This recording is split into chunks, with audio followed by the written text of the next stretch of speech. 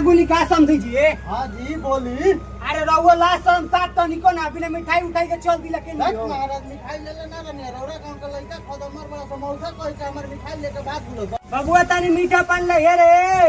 ना रहे थी महाराज हम मीठा पानी पी के आई बनी हमरा झाड़ा लगल बताई केने जाई। रहुआ बिना हवले गाड़ी का गुने चली बताओ तानी।